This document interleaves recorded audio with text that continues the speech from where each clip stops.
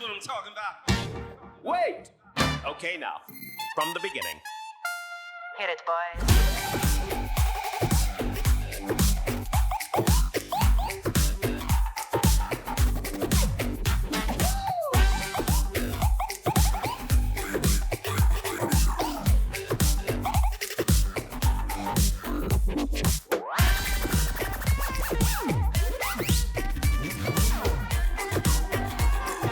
Join on the corner where the big boys claim.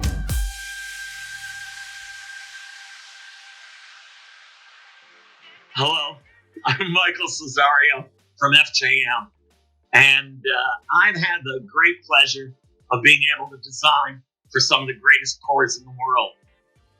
What we're going to do, since we don't have a 2020 season, is to give you a little peek backstage, a little behind the scenes of some of our favorite corps and what it's taken to get them where they are today.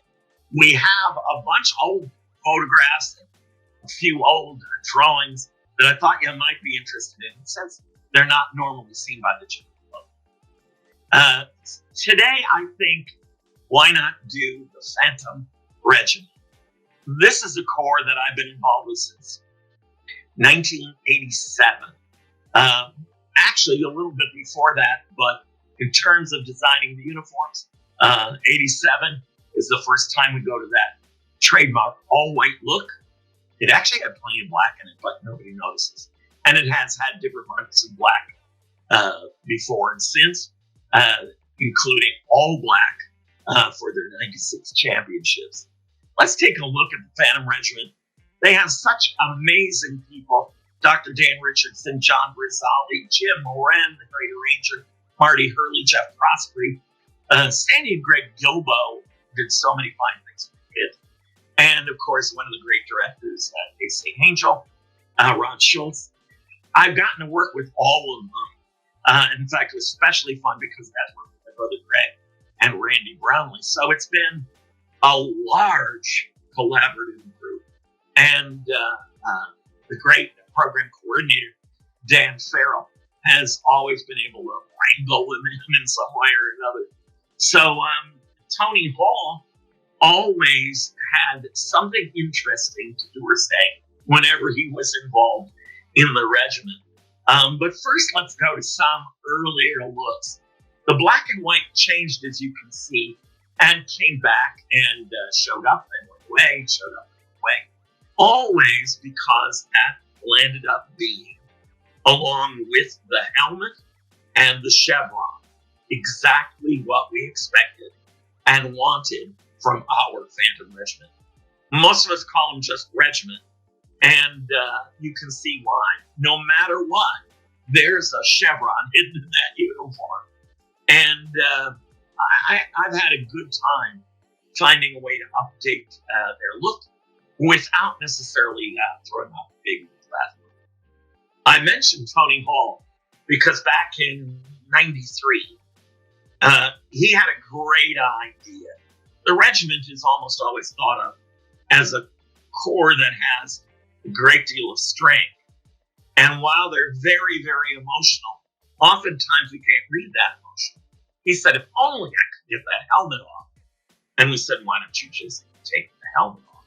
So he did, and Fire of Eternal Glory, the Shostakovich anthem, really became iconic for them because they present these helmets, making the shape, in fact, of the art piece that inspired it. And at the end of it, in the amen of the piece, they all come back to their own helmets. It was an engineering nightmare, but it gave you an idea of what the regiment would be like without their helmets. Suddenly you see these beautiful faces and the effort and emotion that actually goes into their kind of music. I really enjoy the regiment because they're not afraid to take some really big chances, like going all black for the 96 season. There's Spartacus's turn. There's all kinds of things that they've done that are very, very interesting. 2017 actually was built up almost to look like armor. And the rib cage became the chevron.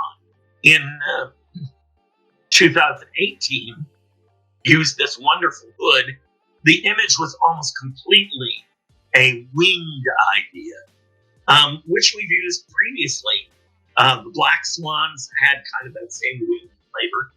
The 15 color guard with the trip to Paris, the wonderful, wonderful look that had, with the ombre skirt, meaning shadow, so that the black ombre into this bright, vivid gold for Jude. I think that's wonderful. We often give them a sketchbook of different looks and then we pull from there. It's a different way of doing business because different people can check in at different times. There was a wonderful,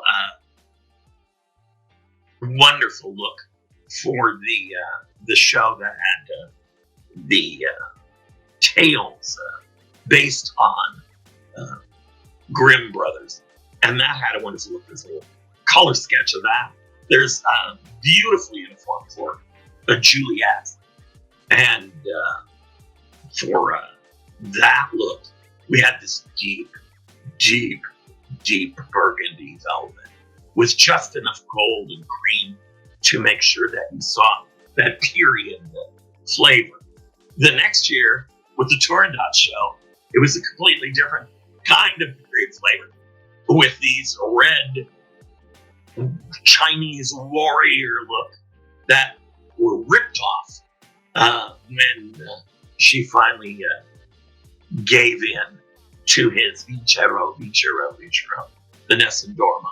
And it opens up, and there they are in these ice maiden outfits. It's really quite a spectacular moment. The regiment never fails to bring you something that cuts right to the heart. And they're one of the few corps that can actually do that. And I got to give them credit. They really had a great show planned for 2020, but we won't see it. So let me urge you to do what I'm asking you to do for all our great corps. It's time. I'll post their number right down here. Give them a call. Give them an email. Send them a text. Do whatever you need to do to support the Phantom Regiment. It's time they got our help and our support, especially in a year when there's no live shows. Can you do that? Thanks.